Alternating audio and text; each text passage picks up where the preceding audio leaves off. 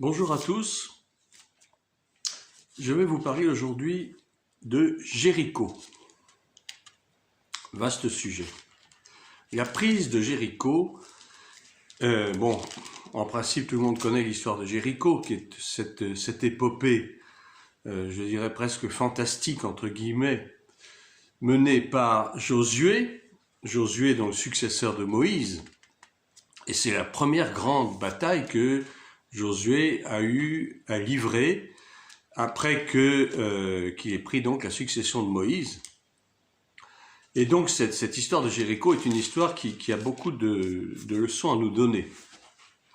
C'est une grande victoire qui a été le résultat d'une grande bataille, d'un très grand combat du peuple hébreu. Alors Jéricho, c'est le passage obligé pour arriver à Jérusalem. Et déjà pour posséder le territoire de Canaan, qui est donc le pays promis, depuis Abraham. Et donc Jéricho, c'est la première grande ville qu'on a besoin de conquérir, qu'on a besoin de vaincre, pour pouvoir entrer en possession de Canaan, et ensuite de pouvoir monter jusqu'à Jérusalem. En fait, Jéricho et Jérusalem ne sont pas à une très grande distance l'une de l'autre, il y a à peu près une quarantaine de kilomètres, mais enfin, à l'époque, 40 kilomètres, c'est pas rien, mais surtout, pour pouvoir atteindre Jérusalem, eh bien, il faut déjà passer par cette étape de Jéricho, qui est une véritable forteresse, qui est une ville encerclée de hautes murailles très épaisses. Et c'est toute une aventure de pouvoir rentrer déjà dans cette ville et ensuite de batailler, de vaincre, de dévouer par interdit même tout ce qui se passe, tout ce qu'il y a dedans, c'est-à-dire les êtres humains et puis tout le reste, le bétail, etc., selon l'ordre que l'Éternel donne à Josué. Donc toute cette histoire de la conquête de Jéricho se trouve dans le premier livre, les premiers chapitres du livre de Josué. Je ne vais pas vous le lire parce que c'est très long. Je vais simplement vous donner quelques extraits avec donc quelques commentaires à chaque fois.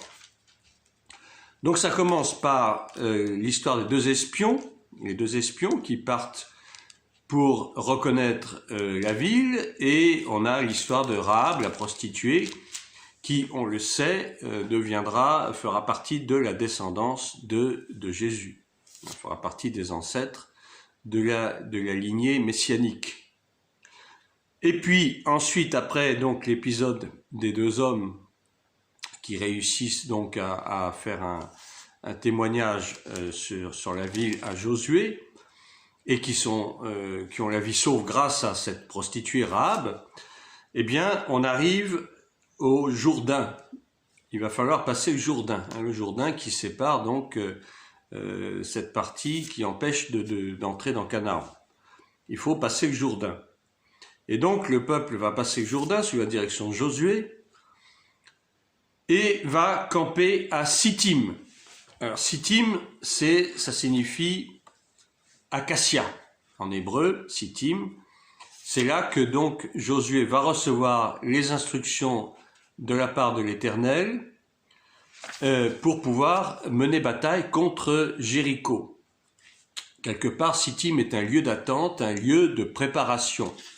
Le peuple va camper là, en face de Jéricho, puisque Sittim, en fait, géographiquement, se trouve en face de la ville de Jéricho.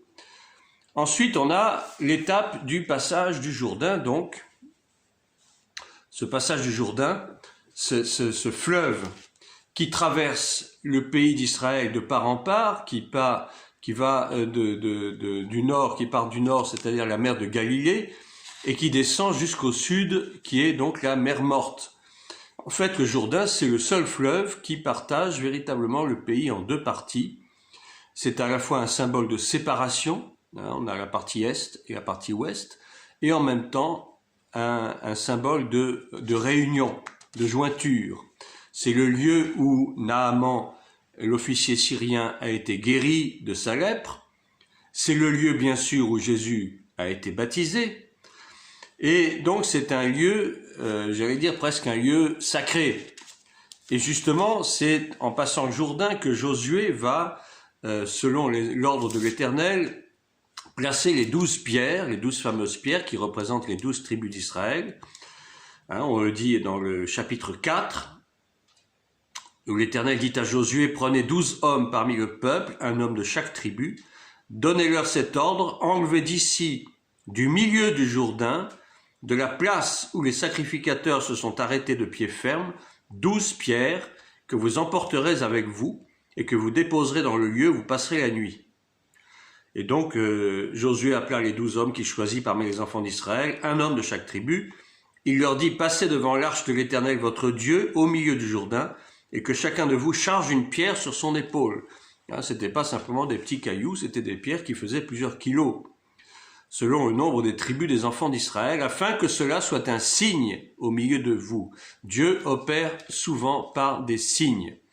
Lorsque vos enfants demanderont un jour, « Que signifient pour vous ces pierres ?»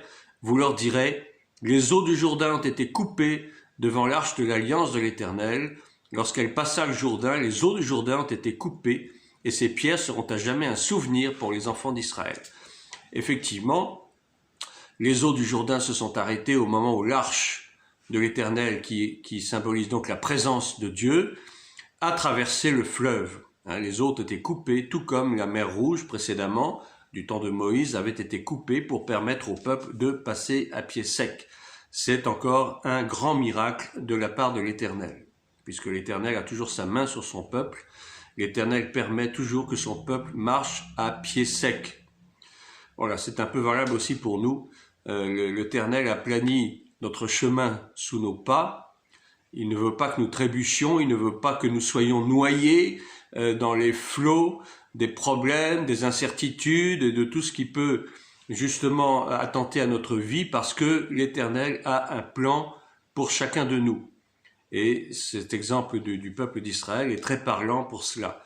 Donc, une fois que le Jourdain a été traversé, on arrive à Gilgal, Gilgal qui signifie littéralement la pierre qui roule, donc en souvenir donc des 12 pierres déjà, et on arrive dans les plaines de Jéricho. Donc à Gilgal, eh bien que se passe-t-il? C'est encore un lieu de campement où le peuple va passer la nuit, et il va se passer une autre chose, plusieurs autres choses même. Il y a la circoncision d'une nouvelle génération, puisque entre-temps, il y a eu beaucoup de personnes qui étaient décédées depuis l'Égypte, et donc il a fallu circoncire la nouvelle génération de ceux qui étaient nés pendant l'Exode. Et cette circoncision symbolise donc un renouvellement de l'alliance avec Elohim, avec l'Éternel, de la part du peuple. Et il y a un autre événement qui se passe, c'est la célébration de Pessah, de la Pâque.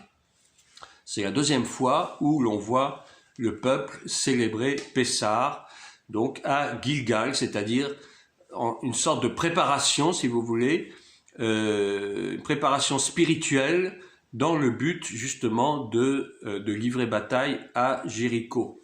Ce passage à Gilgal symbolise quelque part un nouveau départ, l'accomplissement de quelque chose qui s'est déjà passé, qui montre que Dieu est toujours avec son peuple, parce qu'en fait, Jéricho, c'est pas une guerre véritablement humaine, qui est faite avec des moyens humains, comme on le connaît, puisque d'après le récit, on a vu que c'est vraiment par des moyens surnaturels que Dieu a livré Jéricho au peuple. Ce n'est pas par des armes, ce n'est pas par des chars, mais c'est uniquement avec des moyens spirituels, par l'adoration, par la louange. Et Jéricho a été vaincu uniquement grâce à cela. Il n'a pas fallu employer de grands moyens humains. Aujourd'hui, on emploierait du matériel humain très lourd, des mortiers, des obus, tout ce qu'on voudrait pour pouvoir mettre un terme à ces forteresses. Mais là où Josué a livré bataille, il ne s'agissait pas de moyens humains, mais de moyens véritablement spirituels. Et pour pouvoir livrer une bataille spirituelle, eh bien, il faut au préalable une préparation spirituelle. Et donc le peuple s'est préparé spirituellement à cette bataille par la circoncision, c'est-à-dire renouvellement de l'alliance avec l'Éternel, et donc célébration de Pessah, de la Pâque, qui bien sûr, on le sait, symbolise la mort et la résurrection de Christ.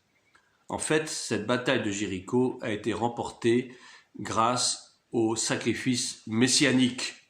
Et on le verra plus tard, d'après l'hébreu, la signification du nom Jéricho en hébreu, pour ceux que ça intéresse. J'ai fait une petite étude sur la question et on retrouve finalement le sacrifice de Christ à travers le nom même de Jéricho. Ce sera pour plus tard. Alors que se passe-t-il ensuite après Gilgal, donc après célébration de Pessah? Eh bien, on arrive enfin à la 4e étape, qui est donc la destruction de Jéricho, le dévouement de la ville par interdit, avec tout ce qu'elle comporte, que ce soit les hommes, les animaux, etc.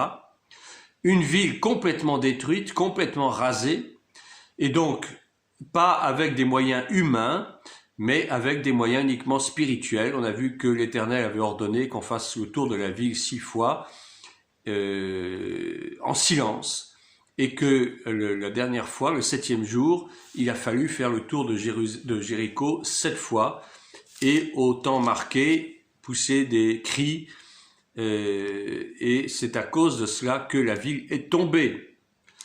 Hein, si je vous lis le chapitre 6 au verset 10, Josué avait donné cet ordre au peuple: vous ne crierez point, vous ne ferez point entendre votre voix, il ne sortira pas un mot de votre bouche jusqu'au jour où je vous dirai poussez des cris. Alors vous pousserez des cris.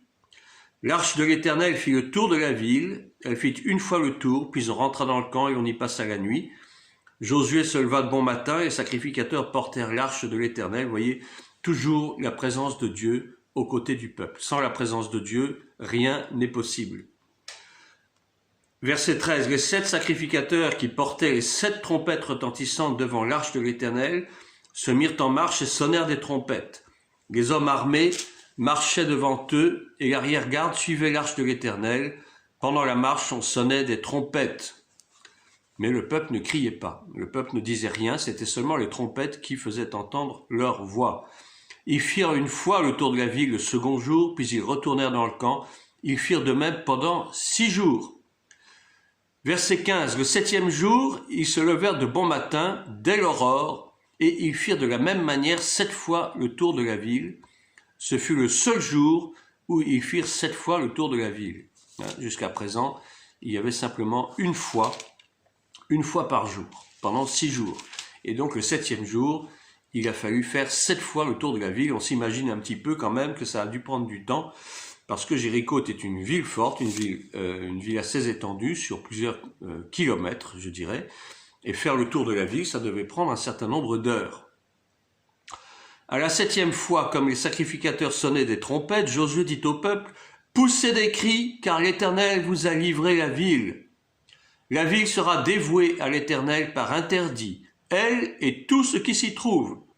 Mais on laissera la vie à Rahab, la prostituée, et à tous ceux qui seront avec elle dans la maison, parce qu'elle a caché les messagers que nous avions envoyés. Effectivement, Rahab, à cause de son dévouement vis-à-vis des 2 espions, elle a tout fait pour que les 2 espions ne soient pas pris. Elle a réussi à les cacher, à les faire échapper, et à cause de cela, eh bien l'Éternel lui a fait grâce, ainsi qu'à toute sa famille. On se souvient de l'épisode du petit cordon écarlate qu'elle a suspendu donc dans sa maison, qui symbolise le sang de Christ. Gardez-vous seulement de ce qui sera dévoué par interdit, car si vous preniez de ce qui vous aura été dévoué par interdit, vous mettriez le camp d'Israël en interdit, vous agiteriez le trouble, et on connaît l'histoire d'Akan qui s'est passé après, mais je ne vais pas vous la raconter maintenant, vous pouvez très bien la trouver dans votre Bible.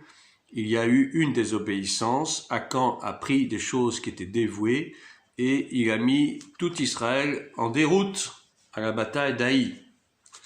Alors donc, voici que maintenant, Jéricho est tombé, la ville est complètement rasée, et il y a des conséquences spirituelles, comme il y a eu des conséquences spirituelles pour le peuple d'Israël, qui, après cet épisode fameux de Jéricho, on voit que Israël prend de l'ascendant sur tous les autres peuples. Israël assoit sa position véritablement en tant que peuple élu, en tant que peuple dirigé par l'Éternel, jusqu'à aujourd'hui. Et je crois que Jéricho a été donc un passage obligé, a été quelque part un test pour le peuple d'Israël de s'affirmer en tant que peuple élu de l'Éternel Elohim, Adonai. Et nous avons également des conséquences spirituelles pour l'Église et les chrétiens d'aujourd'hui, parce qu'on ne peut pas parler de l'Église sans parler bien sûr d'Israël, qui est notre racine. Jéricho en effet était une forteresse, mais elle avait des faiblesses cachées. Et parmi ces faiblesses cachées, on trouve déjà de l'idolâtrie. C'était une ville entièrement idolâtre, qui dédiait son culte au dieu lune, au dieu lunaire, et on ne peut pas s'empêcher de penser au culte islamique, qui est un culte lunaire également. Donc certainement, le culte idolâtre qui était pratiqué en Jéricho était l'ancêtre, entre guillemets, du culte islamique d'aujourd'hui. Autre défaut caché, c'était son arrogance par les murailles qui protégeaient la ville, des murailles de plusieurs mètres d'épaisseur, puisque des archéologues au XXe siècle, au XIXe siècle déjà, ont fait des recherches très poussées. Et il se trouve que Jéricho est une ville qui a été détruite plusieurs fois au cours de l'Antiquité, mais elle était très difficile à détruire parce que justement elle était protégée par des murailles extrêmement épaisses. Elle était nantie également d'une tour qui nous fait penser bien sûr à la tour de Babel. C'était une ville donc arrogante, une ville qui ne craignait pas l'Éternel Dieu, une ville qui se dévouait au culte païen, et une ville qui se renfermait sur elle-même. Donc c'était une forteresse, elle était fermée sur elle-même, elle était inaccessible, et elle s'érigeait contre l'Éternel Dieu. Tout ce qu'elle faisait, tout son peuple, toutes ses pratiques étaient des pratiques idolâtres contre Dieu. Jéricho, pour ce qui nous concerne, est un révélateur de nos propres impossibilités et de nos échecs. Jéricho, ça nous représente nous-mêmes comme des forteresses. Nous nous fermons aux autres, nous avons des murailles épaisses qui nous entourent, nous sommes imperméables aux choses spirituelles, mais nous sommes très perméables aux choses de ce monde, parce que quelque part nous sommes tous idolâtres aussi d'une certaine manière. Mais Jéricho aussi est là pour nous lancer un défi, c'est-à-dire de vaincre, de surmonter par la foi, de surmonter les épreuves par la foi, et non pas par des moyens humains bien entendu. Josué, ce général d'armée, c'est un type de Christ bien entendu, et il y a une ressemblance frappante dans le nom hébreu de Josué qui est Yehoshua, et Yehoshua c'est Yeshua, c'est exactement la même racine, c'est Emmanuel, c'est Dieu parmi nous. Donc Josué est un type de Christ. Jéricho représente plusieurs choses. Premièrement, Jéricho représente le monde déchu, le monde idolâtre, le monde impie, le monde cruel, ennemi du bien et surtout ennemi de Dieu. Ensuite, Jéricho représente l'Église apostate des derniers temps. L'Église qui est séduite par les richesses de ce monde, par la gloire des hommes. C'est l'Église de Laodicée dont nous parle l'Apocalypse. Cette Église qui se croit riche, qui se croit forte et qui en fait est faible. Ça représente tout le monde religieux dans son ensemble, c'est-à-dire l'Église qui pratique les œuvres au détriment de la foi. Tous les chrétiens, ou supposés tels, qui se croient sauvés par les œuvres et non pas par la foi. Et enfin, Jéricho, ça me représente et ça te représente aussi, toi qui m'écoutes, dans notre orgueil, notre méchanceté, notre hypocrisie, notre arrogance. Souvenez-vous, Jéricho s'était érigé une tour, tout comme Babel, ce qui représente l'arrogance, l'orgueil, la suffisance, le défi contre Dieu. Le manque d'amour, la rancune, le non-pardon, c'est tout ce qui nous caractérise. Même si nous sommes chrétiens, nous sommes encore enclins à ces choses, malheureusement. et nous nous bâtissons des forteresses, des murs infranchissables, parce que nous ne voulons pas être dérangés, nous ne voulons pas que l'extérieur nous dérange. Et du coup, nous nous enfermons sur nous-mêmes, nous sommes imperméables, nous n'avons plus d'amour les uns pour les autres, et quelque part, nous représentons nous-mêmes Jéricho. Et si nous n'arrivons pas à vaincre ce Jéricho en nous, dans nos vies, eh bien, c'est Jéricho qui nous vaincra. Parce que Jéricho, une fois qu'elle a été vaincue, a permis d'accéder à Jérusalem. Et si nous voulons accéder à Jérusalem, eh bien, il nous faut vaincre ce Jéricho qui représente nos vies. Mais il y a deux conditions à cela. Premièrement, il faut dévouer par interdit tout ce qui, dans nos vies, nous empêche d'être en communion parfaite avec le Seigneur, c'est-à-dire éliminer de nos vies tout ce qui nous détourne de Dieu, en quelque sorte. Alors, chacun sait très bien ce qui, dans sa vie, détourne sa vie de la foi, d'une vie de foi, d'une vie spirituelle vraiment centrée sur Dieu. Donc dévouons ces choses par interdit, nos habitudes, nos addictions, nos petits péchés mignons, entre guillemets, etc. Tout ce qui nous empêche, tout ce qui empêche aussi Dieu d'agir dans nos vies. Et puis la deuxième condition, ne pas chercher à rebâtir Jéricho. Comme il est dit dans le chapitre 6 de Josué, Jéricho avait prononcé une malédiction sur celui qui aurait la mauvaise idée de vouloir rebâtir Jéricho. Et cette malédiction, ce n'est pas rien du tout, parce qu'il dit que celui qui rebâtira Jéricho le fera au prix de ses fils, au prix de ses deux fils. Et il se trouve que effectivement, il y a eu Hiel de Béthel, dont on trouve l'histoire dans 1 Roi 16, 34, un certain Hiel de Béthel qui a rebâti Jéricho, mais on dit qu'il l'a fait au prix effectivement de ses deux fils, Abiram et Ségub, son fils aîné et son fils cadet qu'il a perdu, qui sont morts à cause du fait qu'il a désobéi, qu'il a transgressé, qu'il n'a fait aucun cas de cette malédiction prononcée sur Jéricho, et il a perdu son héritage, en fait. Il a perdu la lignée de son fils aîné, parce que c'est le nom du fils aîné qui hérite du rang, et il a perdu le fils cadet, qui doit hériter en cas de décès de l'aîné. Et donc, en fait, ce Hiel de Béthel a perdu totalement la possibilité de transmettre son héritage et son nom à la génération suivante. Et nous, ce que nous faisons souvent, nous rebâtissons Jéricho. Et nous oublions que ce que nous avons lâché en venant à Christ, il nous faut en aucun cas et à aucun prix récupérer ces choses, parce que à ce moment-là, nous risquons de perdre notre salut déjà, et ensuite nous ne sommes pas agréables à Dieu.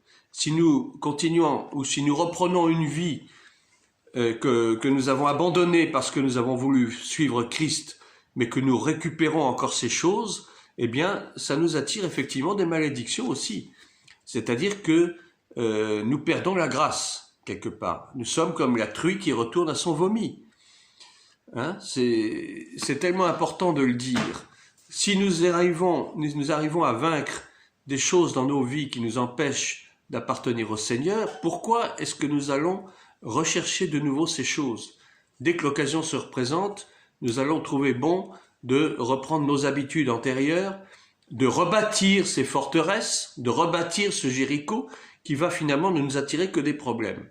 Et nous allons de plus en plus nous rebâtirons ces forteresses, plus nous allons nous éloigner du Seigneur.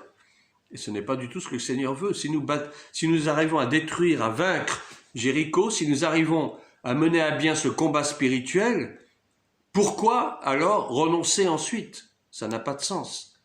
C'est complètement ridicule et c'est dommage d'hypothéquer notre vie en voulant repartir sur des bases anciennes. Voilà, c'est un peu une petite réflexion que je voulais faire à propos de cette bataille de Jéricho. Ne rebâtissons pas Jéricho. Si nous avons livré bataille, si nous avons réussi à vaincre ce Jéricho dans nos vies, eh bien, laissons les choses en l'état, soyons agréables au Seigneur et ne reprenons pas ce qui, dans notre passé, nous a détruits peut-être, en tout cas partiellement, et nous a détournés de Dieu. Soyez bénis, à une prochaine fois.